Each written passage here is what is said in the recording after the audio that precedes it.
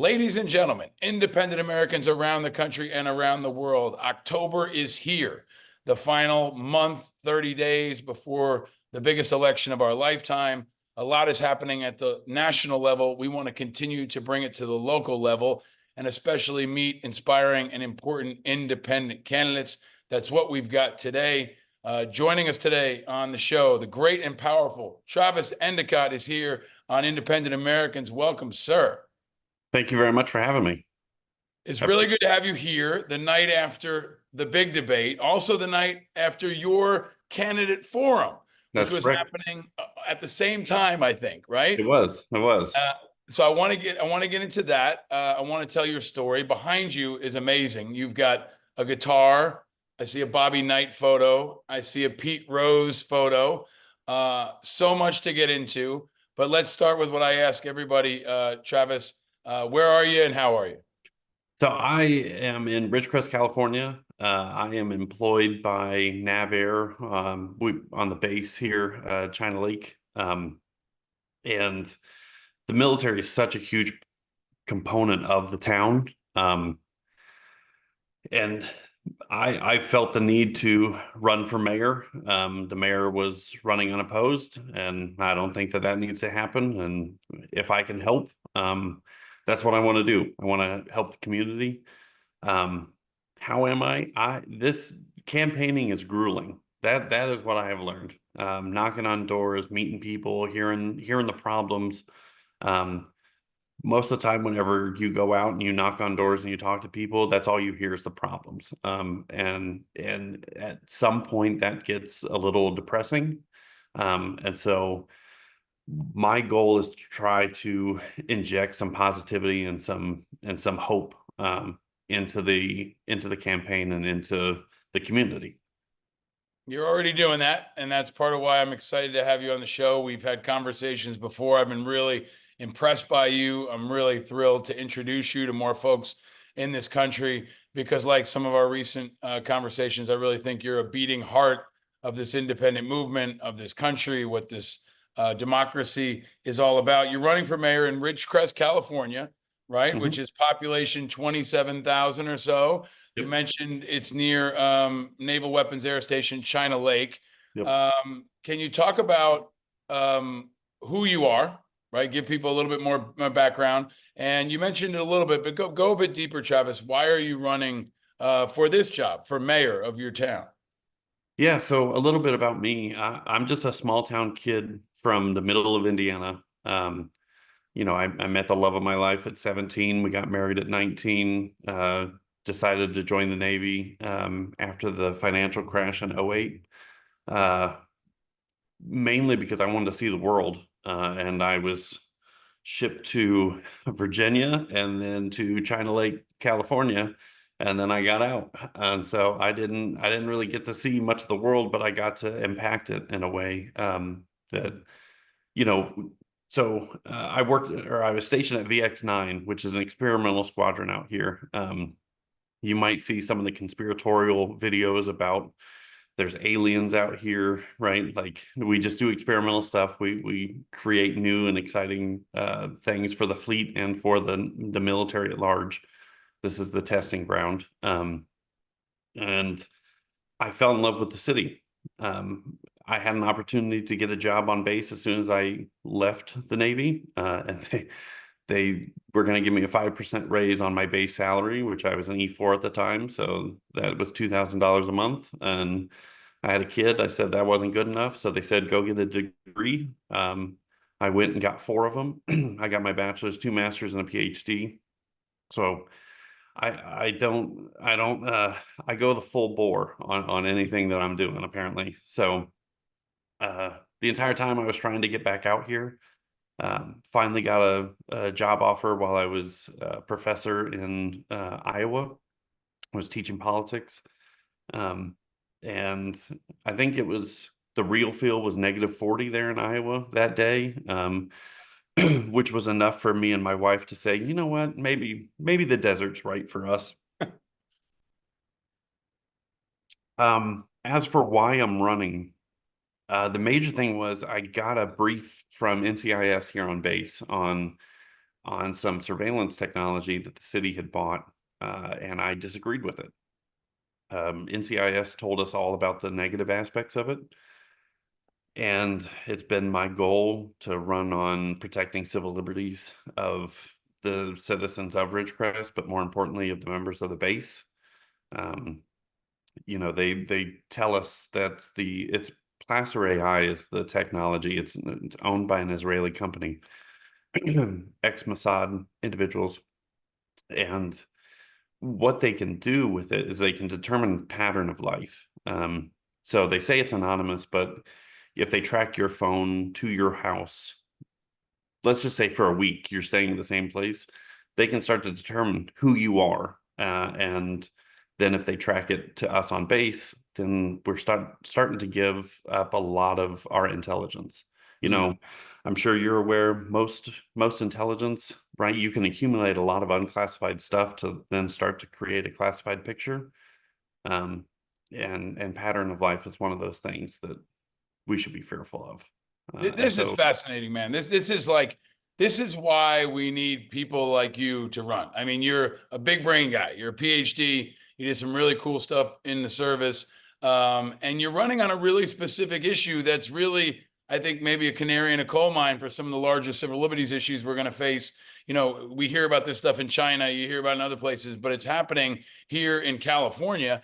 And it's also interesting because you're at this intersection of a community that's dominated by a military base, yet the incumbent mayor is not a veteran, right? correct. So maybe that kind of cuts to the core of having better representation for people from the community that are reflective of the community, that understand the community. I want to go a bit deeper into your opponent in the race in a second. You, like me, were up late last night. I was on CNN at 1:45 a.m. and you were texting me because you were on California time. Yep. You had your candidate forum, which is like your debate. But talk a little bit about, you're also a poli-sci professor. Mhm. You're a patriot. You've served your country. Why are you an independent, Travis? And how do you define independent?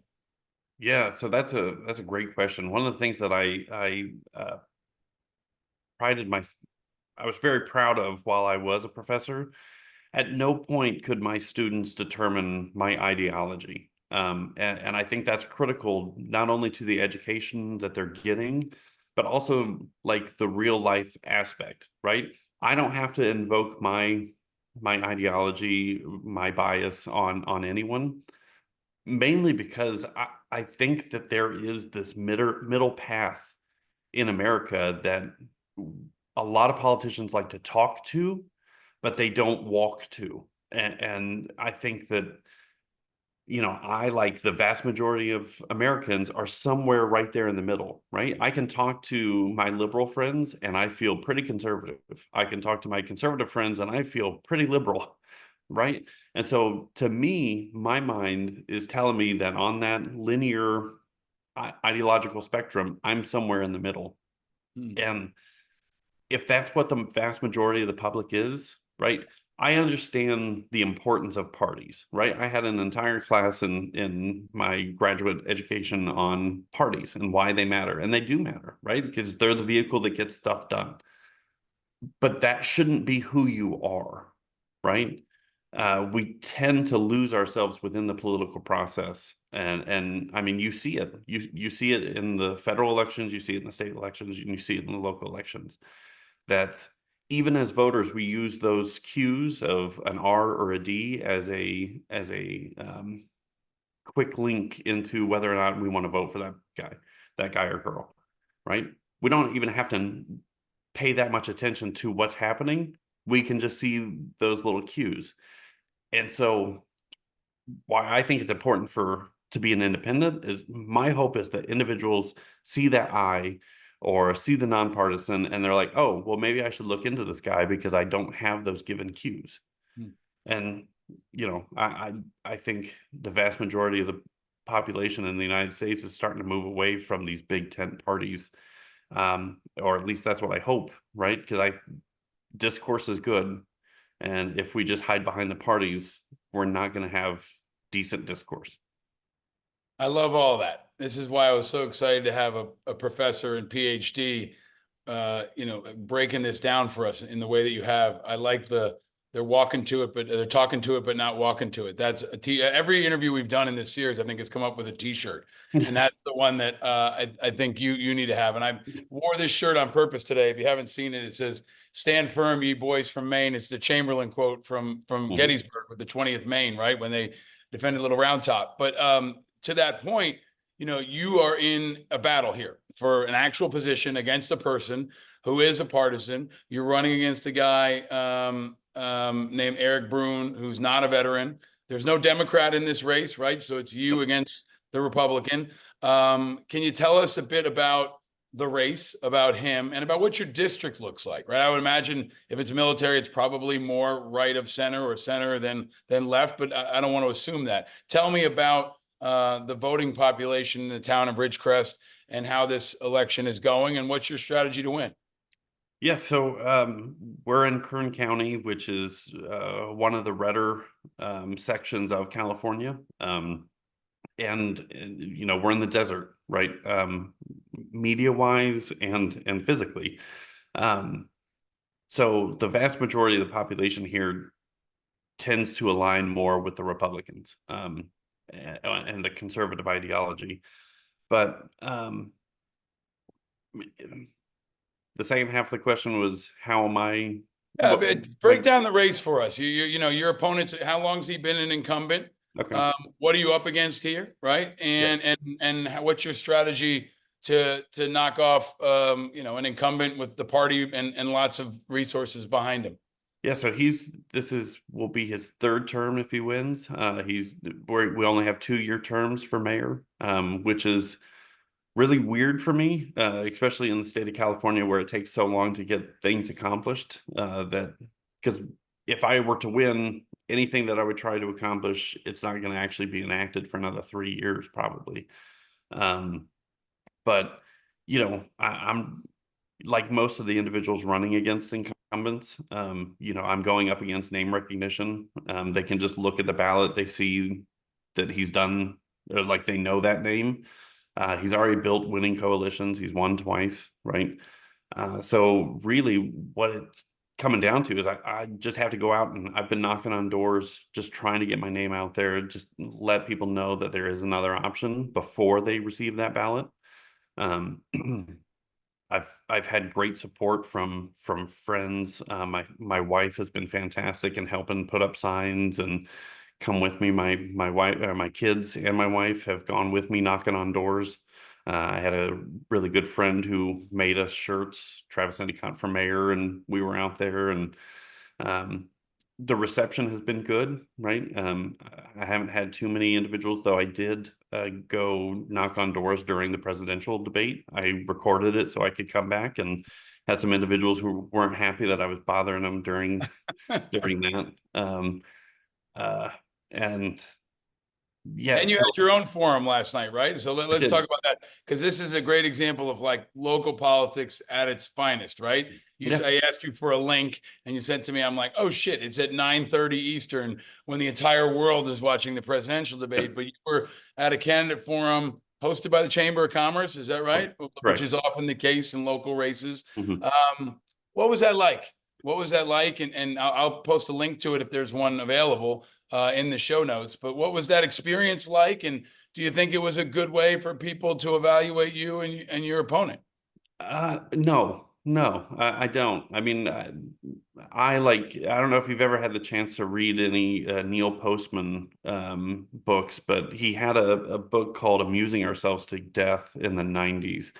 And basically argues that debates are one of the worst ways that you can actually get information across, right? Because we have to take these complex ideas and we have to drill it down into a couple minutes. And, if someone were to ask Donald Trump or Kamala Harris, how are we fixing the economy, and they can answer that in 2 minutes, it means that probably don't actually understand the real crux of the issue. So no, I think town halls or just sitting down talking with individuals is a better outlet for individuals to get to know the candidates. We were given 5 questions. I felt like I prepared, but some of the first 2 questions, maybe they would have been great for the incumbent because he's already been involved in the issues of permitting and our public transit here. But the good news is I found out that we do have public transit here in Ridgecrest. I did not know that before last night getting the question. So, Well, but that's part of it, right? Is the authenticity, and you know, it shouldn't be only people in government who understand how the government works. yeah. And so, was it open forum? Was there an audience allowed, or was it closed? Yeah, so there was an audience and people could watch via YouTube. I had And a was it well attended? How many people were in the audience for that? I'd probably say about 20. I mean, Yeah. most every time that I've gone to committee meetings or anything like that, I'm the only one in the audience other than the committee members. And how many people do you think will? I mean, maybe you can base it off last time. How many people do you think will actually vote in your election? Probably 6 to 8,000. Wow. Yeah. Right. So maybe 1/5 of the overall population will vote, right? Yeah. And with a military base, for the folks that are stationed there, do they have to be residents of the state? How does that work? If Yeah. you've got folks that are stationed there and they're from New York or wherever else? So it depends on where the service member maintains their residency. So even while I was here, I kept my residency in Indiana. And so I had to do I had to fax my ballot in 2012 to the Secretary of State. So it's not for certain that I'll even get those members. There's one other family here in town that has the last name of Endicott, and I've met them just by chance. And they're a military family, and they will not be voting in this election. So, well, let me ask you this. You know, I've asked this of every candidate because I think it's important. Are you going to endorse Trump, Harris, or none of the above, or if not endorse, are you going to share who you're going to vote for? So, folks, I'm sure maybe you get that question, maybe you don't, but you're going to get that question on this show. So, what's your answer to that one? yeah, so I've gotten that question as I've been campaigning, because they believe that if I don't vote for Trump, I'm allowing Marxist and a communist, and I don't remember the other ists that were listed. But and then if I don't vote for Harris, then I'm electing a tyrant and someone that wants to be a dictator on day one. Um, I don't think I've ever shared who I voted for. Like my father has never even shared. I have no clue how he's voted. We haven't done that growing up. So I know who I'm going to vote for. I don't know if I want to share. But you know, yeah, I could get into the whole Anthony Downs's conversation about how your vote doesn't even matter. Right? Because spoiler, it does. Like I'm not saying it doesn't, right? Right, right. Because it's our chance to be civically engaged. And so, but yeah, I don't. I can see why individuals want both sides or both candidates to win. I don't know if I want to share So who look, I. it looks like you do know that you don't want to share, right? Yeah, So, yeah. all right. So the official position of the Endicott campaign is you are not going to disclose who you're voting for, right? No, no, and so there have been I will share this. There have been elections that I have voted for myself, and this is the actual first time that I can actually vote for myself in an election. So I'm really But when it comes to the presidential, you're not going to tell us who you're voting for. Folks will have to base their judgment on you as a mayor, independent of your position on that. yeah, it should be based on policies, what I can Okay. bring in the leadership that I can. Now, there's no caucus, right? You've got a city council, I assume. Yep. So is that made up mostly of Republicans, or there are other independents? What's the breakdown there? Because usually, if someone's running for a federal office, I'll ask them, who are you going to caucus with? Yep. So how will that work for you as an independent mayor, potentially with a city council or whatever the governing body is in your city? So one of the ways that I can run for this as a federal employee is by running independent and nonpartisan. And luckily, these elections really are nonpartisan.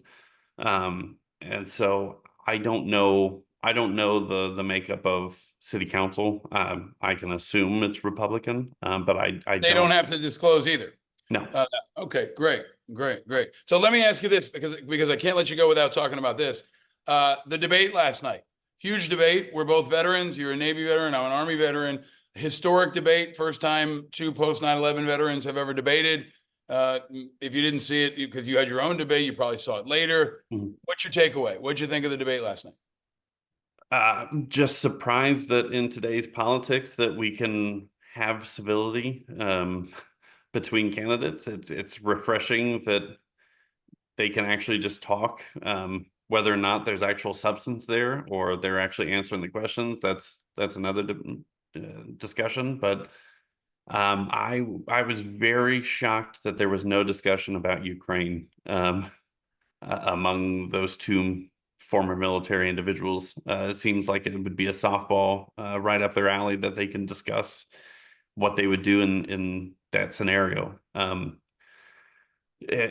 by the way, I would love to have a conversation with anybody that's willing to have it on the change in conservative ideology on foreign policy, switching to an isolationist approach rather than wanting to help out democracies overseas. I was actually just talking with someone the other day about I honestly do not believe Ronald Reagan can run in this Republican Party and win today.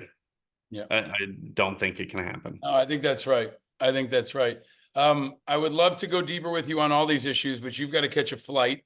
I'm going to ask you to stick around for really fast, 3 quick fire questions for our Patreon members. Thank you to them, especially for making this kind of content especially possible. We're bringing forward voices that folks have never heard. But let me ask you the final question I ask everyone, and I'm so grateful for you being here, Travis. You obviously have my endorsement personally. You've recently gotten the endorsement of Independent Veterans of America. I hope this helps catapult you forward. But let me give you 30 seconds or a minute for the folks in your town of Ridgecrest, California, and for independents more broadly outside of Ridgecrest, California. Why should they support you?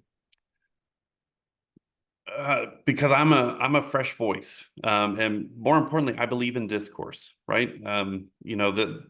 There's the Tim McGraw song, "Humble and Kind." Right? Yeah. I believe that should be a motto going forward for individuals. Right?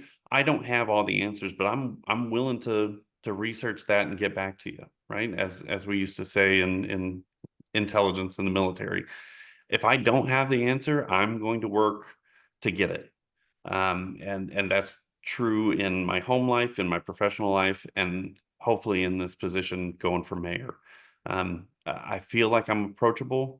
Anyone can come up and talk to me and have a discussion on anything. That's one of the things that the military ingrained in me, is that I can meet anyone from anywhere and we can find something that unifies us.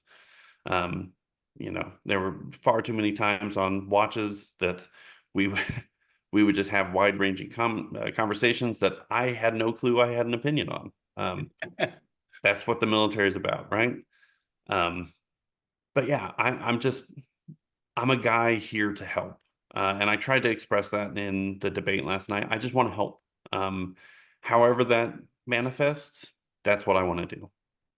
I think it's a great note to end on. You are a helper. You're stepping up. You're a great Renaissance man. Travis, it's been really fun getting to know you over the last couple of weeks. We lost a great Renaissance man in Chris Christopherson this week, who also served in the Army, right? And I see behind you, we've got these books and the guitars and Bobby Knight and Pete Rose and your family, and all of those pieces. You really are a helper, man. And it's inspiring to see your race. I'm grateful that you've stepped up to run. I got your back. We're behind you. I encourage everybody, check out Travis Endicott. Vote for him if you can. Send him money, volunteer, support, spread the word, and keep after it, man. Humble and Kind, amazing song, and a perfect encapsulation of what we need more of. Well, and I do want to thank you for the support, for the platform. If I hadn't been listening to Smirconish, like I literally heard you on there and immediately ran out to sign up. So your voice is getting out there, and hopefully this movement will continue to grow. I hope there's a day where I talk to somebody else who said they heard Travis Endicott on this show and they went outside and decided they could do it too. You're showing people it's possible and you're doing it the right way. Thank you, man. All the best. Go get him and stay vigilant, my friend. Thank you very much.